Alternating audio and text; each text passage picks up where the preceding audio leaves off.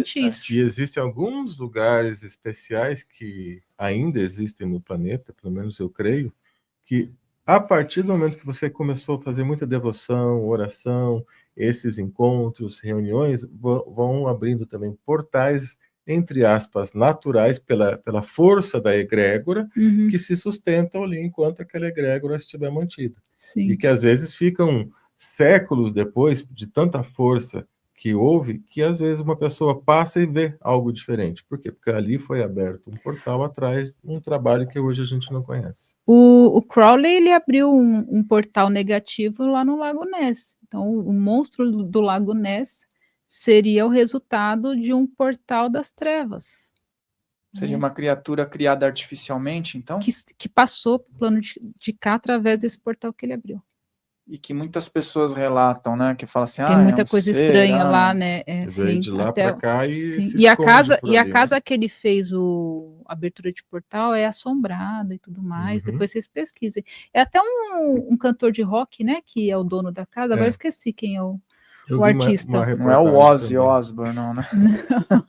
Não, mas ele já passou por lá. Ele tem, né? Inclusive é Mr. Crowley, né? A música. Crowley. Mas ele passou, né? Já pro lado de lá também, já né? morreu recentemente. Mas ainda sobre os portais naturais, tem uma série de documentários da ufóloga Linda Moulton Howe, que ela entrevista denunciantes que trabalharam na Antártida. E aí esses denunciantes falam dos portais, né, que eles viram lá na região da Antártida, que eram portais. E aí eles falam, né? Parecia um poço de água, só que aí você entra lá e sai no Havaí, por exemplo. Então, um desses portais, que era tipo um buraco, aí você entrava, tinha uma água, e você caminhava um pouco, você já saía no Havaí. Isso é um denunciante que foi entrevistado pela ufóloga Linda Moulton Howe. E o Havaí o Havaí é um pedaço de terra no meio de uma imensidão, né? E só tem aquele pedacinho de terra ali, né? E é muito estratégico aquele lugar, muito, não é? Muito estratégico. E hoje é território americano, né? Sim. Mas pesquisem, quem está falando isso é uma pesquisadora super séria, né? Que é a Linda, e ela entrevistou esse denunciante. Ele falou: eu vi um portal que eu entrei nele e saí no Havaí. Ele falou assim, tem vários espalhados pelo planeta. O Triângulo das Bermudas seria também algo nesse sentido, será? Eu entendo que o Triângulo da Bermuda é uma anomalia que ficou por conta do que aconteceu na Atlântida, que era ali naquela região. Porque nem até as rotas desviam hoje de lá. Sim, aí aviões, várias embarcações já sumiram. Provavelmente com a fenda temporal. Com guerras, bombas e sabe lá mais o que aconteceu, pode ter feito essa distorção do espaço-tempo. O tempo fica, hora vai, tipo dando um tilt, né? Antigamente se falava assim, equipamento eletrônico, ali fica dando um tilt, hora está nessa dimensão, hora abre para outra, hora abre para outra, que a gente nem de repente nem conhece, né? Sim. Então pode realmente ter sido isso. É porque tem filmes, até nem lembro agora, mas eu vi uma vez um filme que rolava ali, um avião passava pelo Triângulo das Bermudas e saía num outro espaço-tempo, numa outra dimensão. Não lembro, se alguém já viu esse filme, coloca aqui na descrição, é um filme antigo. E sempre ficou isso na minha mente, né? Será que é aquele que é baseado? Porque aconteceu isso de fato, né? Foram, acho que mais de 10 caças, né? Primeiro um sumiu, aí foram 10 caças atrás e sumiram juntos, e nunca mais foi visto. Nunca mais acharam, nem o primeiro avião que sumiu, nem os que foram atrás para resgatar. Teve um voo da Malásia também, não foi? Recentemente? Sim, da Malásia também, que o pessoal... Incógnita, né? Não achou até hoje. Não. Só que o voo da Malásia, eu tenho, assim, meu pé atrás, porque o piloto, ele estava com depressão. Então, eu fico meio assim, porque ele pode também ter jogado a aeronave no mar deliberadamente, porque ele estava com depressão mesmo. É uma possibilidade, né? Não descarta a outra, mas também tem essa possibilidade dele realmente ter se matado e levado um monte junto, né? Pode ser, pode ser. A pessoa em depressão, ela esquece de tudo ao redor. E falta uma triagem nesses casos, né? Uma depressão profunda, ela simplesmente só vê o sentimento dela e o mundo acaba naquele momento. E existem, por exemplo, portais adormecidos. A gente estava falando do Egito. Bom, hoje, de uma forma ou de outra, o Egito ele é um país muito comercial, né? Mas, dentro das ordens esotéricas, iniciáticas, da antiguidade, nunca você deixa de citar, ou até mesmo, como a gente também conversou aqui, um ser que era estudante dessa área, ou pisou no Egito, ou gostaria muito de ir para lá, né? Só que hoje seria aqueles pontos do Egito, eles seriam portais adormecidos, que podem ser reativados, possivelmente, em alguma situação que ocorra na Terra? Uhum. Eu entendo que os antigos egípcios entram no conceito do cemitério. Lembra que eu falei que cemitério é um portal de saída? Então, quando eles alinham com as estrelas, me parece que eles tinham uma consciência de que eles não eram daqui, mas que eles eram das estrelas. Seria uma forma do faraó, depois, né, de falecido, retornar à sua estrela de origem. Eu entendo, né, como sendo isso. Então, provavelmente ali ficava durante um período e depois levava para a tumba definitiva, mas, sei lá, de repente ficavam 7 dias lá, né, enquanto eles faziam os rituais para que o espírito voltasse para aquela estrela. E isso envolve a preservação do corpo físico também, né? Eles teriam ali um janelamento, não seria um sarcófago definitivo, seria provisório, seria um local em que é feita essa transição, né, do espírito, aí entra no conceito do Ka e do Ba. É um tipo de câmara de teletransporte de alguns elementos. Da consciência, né? E baseado em que alguns afirmam que antigamente existiam cristais no topo da pirâmide, né? Não sei se isso é fato ou não. Ouro, né? Ouro na com cobertura de ouro, então estariam hoje desativados esses portais. Sair daqui, acho que é uma forma de sair daqui do planeta. Tudo possibilidade. Agora, o que ocorre de fato, porque é algo que eu conheço, que lá na Câmara do Rei, na Câmara do Rei, que aquilo obviamente não é uma tumba, mas é algo muito próximo a o que a Danusa colocou. Uma forma de você fazer um portal, uma transcomunicação ou um teletransporte. Isso é fato. E até hoje a Ordem Rosa Cruz tem entrada ali dentro em determinado momento do ano para fazer ali rituais com essa intenção de conexão. Então ali tem uma conexão, um super rádio, um super receptor com outras esferas. Tem até meditações, né, que conecta com a câmara, né? E até uma música minha que veio do Egito, eles já usaram lá dentro com permissão, pediram a minha permissão para usar a música dentro da Câmara do Rei. Então, e essa música ele buscou nessa faixa temporal, ele foi lá dentro da pirâmide, conta a história. Aí foi uma vivência que eu tive com mais ou menos 17 anos de idade. Nessa época, roqueiro, tocando guitarra, heavy metal, pesado.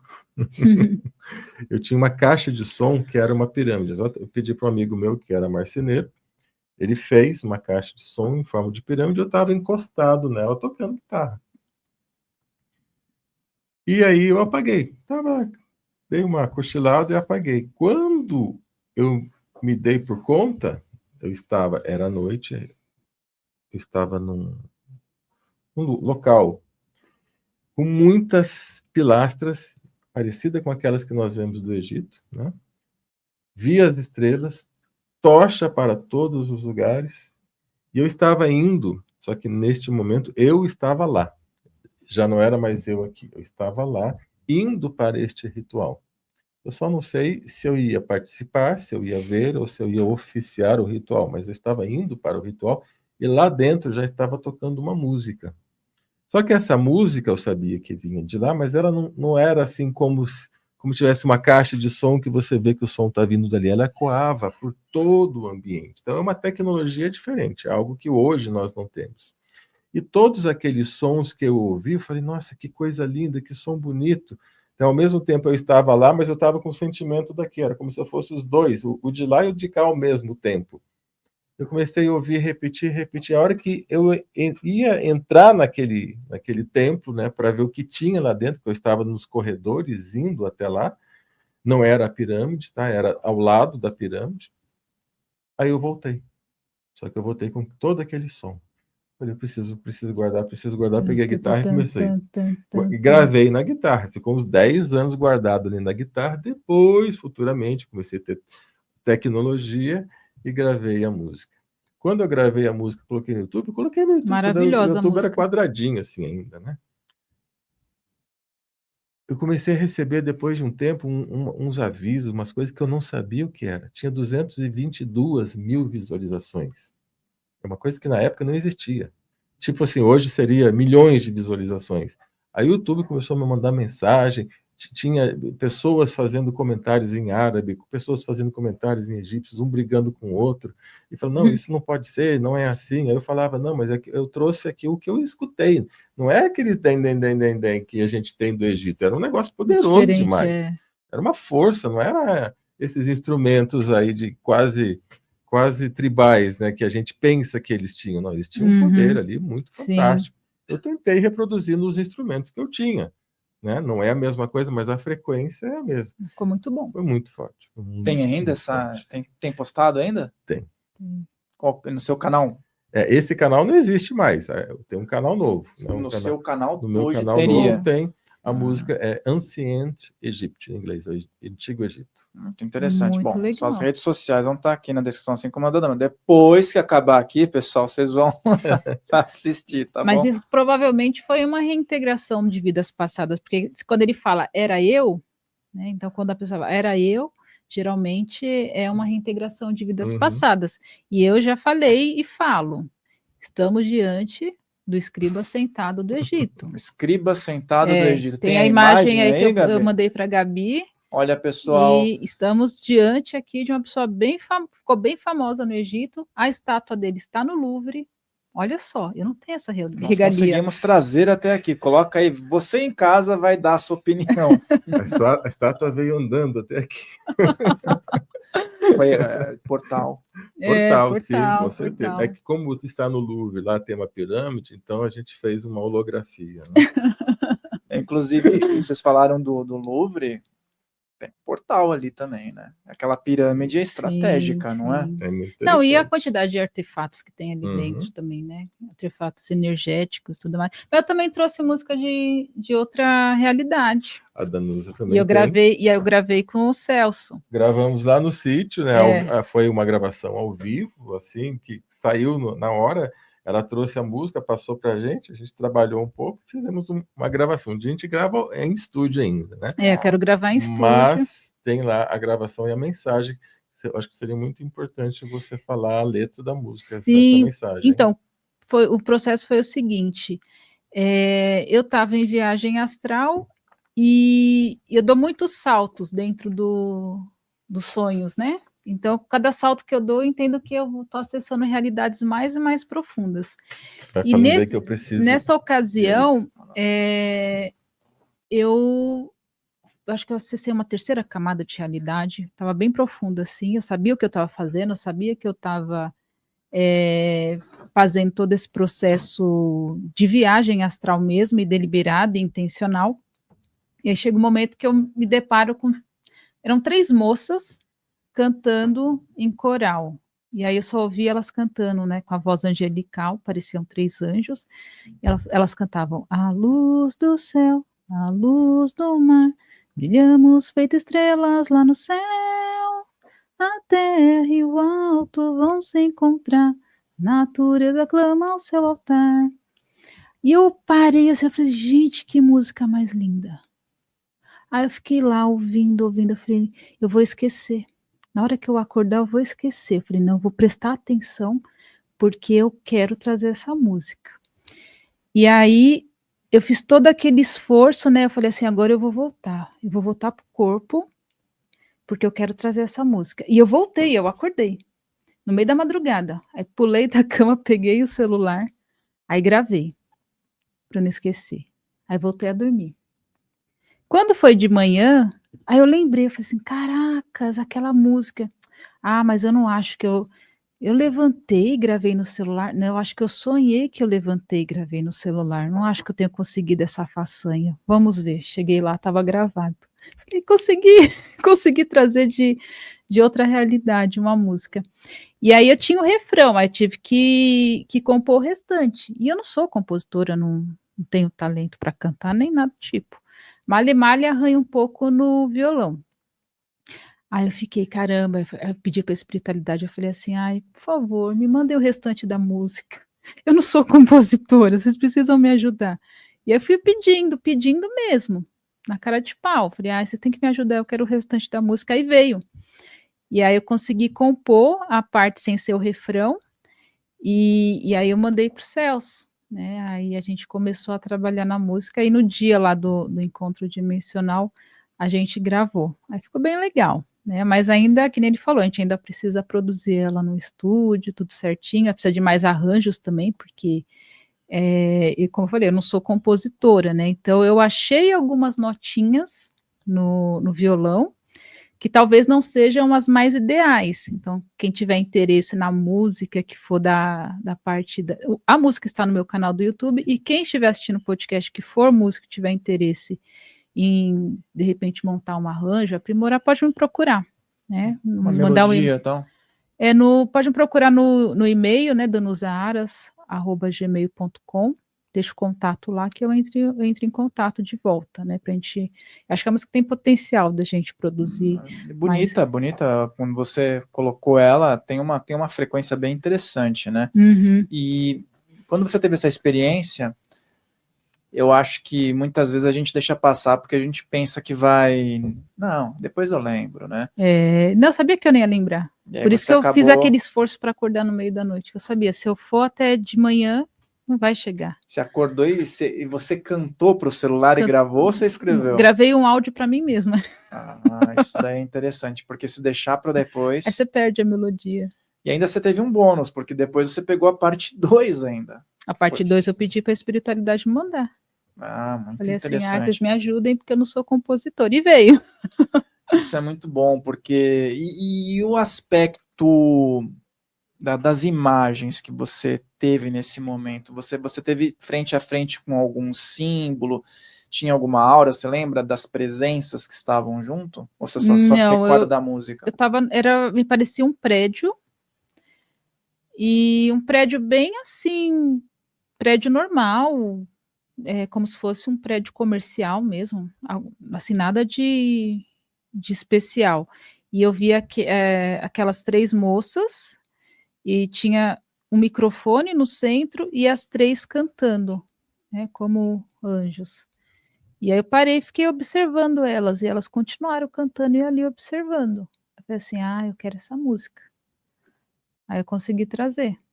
Não deixa de ser e como a gente estava falando, projeção astral e sonho também não deixa de ser um portal para uma outra realidade, né? E sim, quando a gente dorme, é o momento que a nossa consciência ela não está mais presa ao corpo, porque o corpo está desligado. E é onde ela sai desse aprisionamento do corpo e vai para os planos astrais. Só que aí o que acontece? A pessoa está anestesiada na Matrix. Ela tem um monte de questões, um monte de dilema. Ela dorme, ela vai sonhar com o serviço dela. Vai sonhar com a vizinha, com a família, com traumas de infância, e não consegue ter uma atividade astral. Ou às vezes tem, mas ficou mascarado. Já acontece muito isso aí também. Tem a experiência, mas fica mascarado um outro filme mental, né, com essas questões, e a pessoa não consegue aproveitar a experiência, fica lá no inconsciente, fica lá no presa torpor, em questões do inconsciente. E as abduções? Vamos falar um pouco sobre abduções? Assim, eu acho que tem um link aí. Existem muitos relatos de abdução, e existem muitos relatos de pessoas que alegam que a abdução foi física, mas também existem pessoas que alegam que os contatos são feitos através de uma projeção de consciência e tudo mais. Como fica isso? A diferença quando é físico, porque nos filmes de Hollywood, como a gente estava falando, quando rola uma abdução é aquela coisa, o cara tá lá, pegam o corpo do cara, levam ele em corpo físico para uma nave e ele volta em corpo físico para a Terra. Mas a maioria das pessoas que sentam aqui alegam a abdução de uma outra forma. O corpo físico fica aqui e é projetado em corpo astral, espiritual. E como é que funciona esse tipo de experiência dentro da vivência de vocês? Os dois é possível. Começa aí que depois eu tenho um caos muito interessante para falar. Deixa ela começar. Não, os dois são possíveis. Quando a abdução é para fazer algum ajuste no corpo físico, aí tem que ir o corpo físico. Então, quando é para instalar chip físico, vai o corpo físico. Quando é para fazer alguma cura, vai o corpo físico. Experiência também, entre aspas. Mas quando é algo assim, por exemplo, a pessoa é uma contatada, ela não precisa ir no corpo. Aí ela pode ir só os corpos mais sutis, porque às vezes ela vai receber uma informação, ela vai receber uma orientação. Então depende muito da agenda. Então os dois acontecem. Eu tive uma física no ano da pandemia, que eu entendo que foi física, porque eu voltei com um calombinho aqui, né? Uma bola. E essa bola ficou na minha testa. Inclusive, eu mandei a foto para a Gabi. Então, eu fiquei alguns dias com aquela bola no meio da testa. E depois acordei de manhã, depois de alguns dias, ela tinha murchado e ficou um buraco. Então, você pode ver que ficou um buraco, né? Na imagem dá para ver certinho. Então, quando a gente volta com marcas no corpo, são abduções físicas, né? Alterações, muitas vezes, também, né? Sim, sim. E é legal isso aí, você vai ter um relato bom. Uma vez veio um convidado que ele não é que foi abduzido, ele foi até um local chave com um grupo e lá houve um contato. E esse contato foi ali, não foi projetado. Eles estavam num local chave e ele não acreditava muito na época, tal. Ele foi para ver, pagou para ver, sabe? Aquela coisa, vou ver o que dá, tal, pela experiência. E aí ele sentiu queimando o pescoço dele. Sentiu uma queimação, uma marca. Aí beleza, ele continuou a vida dele, ficou profundamente mexido com aquilo psicologicamente. E aí foi ao médico, porque estava queimando muito o pescoço. E o médico falou, você participou de alguma coisa com radiação? Caramba. Tal. E aí ele falou, lembrou disso daí, né? Não ia falar pro médico, né?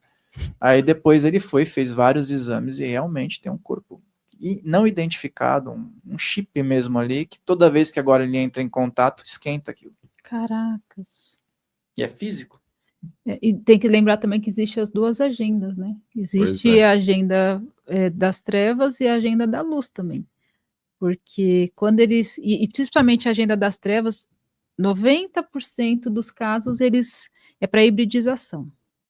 Então, quando coleta material para hibridização, já pode saber que é a agenda negativa. Coleta o material aqui, por exemplo, para ter um plano numa outra esfera, vamos dizer? Não, eles estão tentando roubar uma característica do DNA humano. Então, existem certos seres extraterrestres que têm interesse no DNA humano, né, que são os répteis e os greys caóticos. E eles não têm o que a gente chama de centelha divina, né? Uns falam que eles não têm alma. Então, essa conexão com a fonte, eles não têm, eles querem roubar. Então, por isso que existe toda essa agenda de hibridização, porque eles tentam hibridizar para ver se eles conseguem um corpo com centelha para que a consciência deles consiga habitar esse corpo. Porque eles têm uma tecnologia tão avançada que eles chamam os corpos de containers, né? Então, Bob Lazar fala disso. Que tem um vídeo bem antigo do Bob Lazar falando que existe um material, né, dessa grossura que é só sobre religiões e que lá ele acessou esse material e os extraterrestres chamavam os humanos de containers, né? Então, na verdade, eles querem roubar o nosso container, que é esse container que é utilizado pela nossa consciência, que a gente tem com certas características e eles não.